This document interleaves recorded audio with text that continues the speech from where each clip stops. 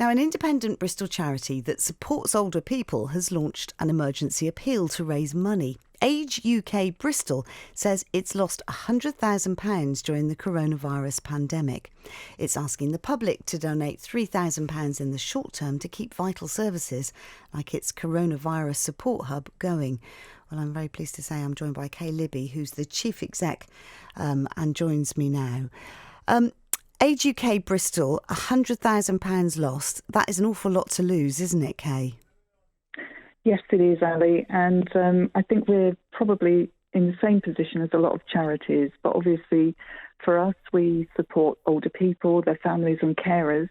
And they are one of the groups that have been most hard hit by the coronavirus.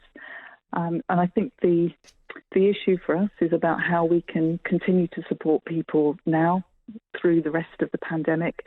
But also, increasingly, we're thinking this isn't going to go away anytime soon. And we're at the end of the summer, we'll be heading into the cooler months, be harder for older people to get outside. And we're just keen to make sure that we've got enough funding to see us through the winter, because people are going to need support for some time yet. And is it because you've not had the fundraising going on or that kind of thing? Or is it because you've had to spend money in extraordinary ways because of the pandemic? Do you know, it's a mix of all of those, actually. So, I mean, at the minute that the pandemic hit, the week of lockdown, we had to close our face-to-face services, so things like our day centre, had to close a number of things because we used to run sort of get-togethers, social get-togethers for people out in the community. And that means that there's less potential for donations, both from the people who use our services for free or for just donations from members of the public. We had to close our office and all of our staff were working from home by the end of the first week of lockdown.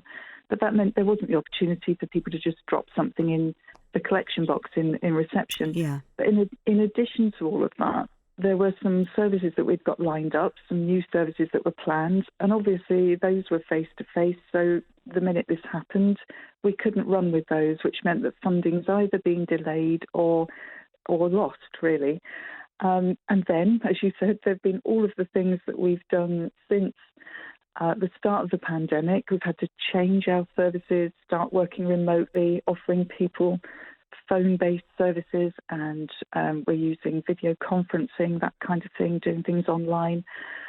All of those new ways of doing things and new types of service need funding. Yeah. And we didn't, in line with a lot of other older people's organisations in the city, we didn't sort of wait for funding the minute things, the impact of the virus hit.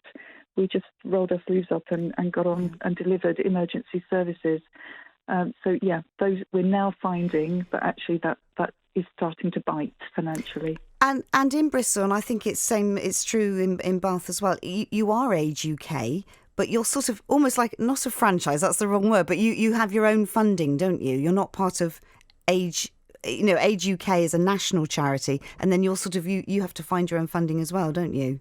Yes, we do, yeah. And I think we are lucky that we're part of the Age UK wider family. So we work closely with the national organisation, but we aren't the national organisation. We are, as you say, like we're called network brand partners, if you like. So we're part of the Age UK family across the country, but we find our own funding locally. How are you going to try and get this money to keep you going in the short term? So we've launched a JustGiving page. We've had some help from a wonderful group called 180 Degrees Consulting, and those are University of Bristol students. They've been giving their time to us for free to help us set up a JustGiving page. Yeah. And you can access that through our website. It's the Age UK Bristol COVID-19 Emergency Appeal. And there's details on our website of how to help, or you can go through to JustGiving and look for us that way as well. So you're trying to get 3,000 initially, but that I can see that's not going to last for long. You've got to get this just to keep going, haven't you? Yeah, we have. Unfortunately, we've kind of been hit quite hard by this, and we do want to keep going with all of our services, but we know we're going to need to change. So we need to completely rethink the way we help older people.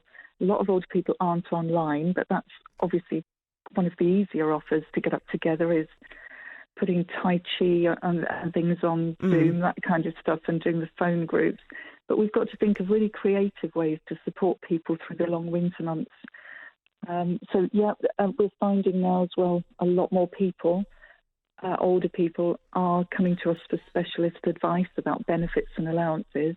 And we've got a fantastic information and advice team. They brought in £2.6 million worth of extra benefits for older people, straight into older people's pockets last year alone. And it's that kind of support that people are now coming through to us and needing. Of course, that costs, and we have to fundraise for information and advice. We don't get any special funding for that. We've got details on our JustGiving page about if you donate £10 to us, what that would bring. If you donate £30, we can get a specialist advice service for somebody, benefits check, and access to a wide range of other practical, social or emotional support as well. OK, well, you've put your case very strongly, Kay. Thank you so much indeed for joining us this morning on the programme. That's Kay Libby, who is the Chief Executive of Age UK Bristol, desperately needing that money for people who really need that support. Help if you can.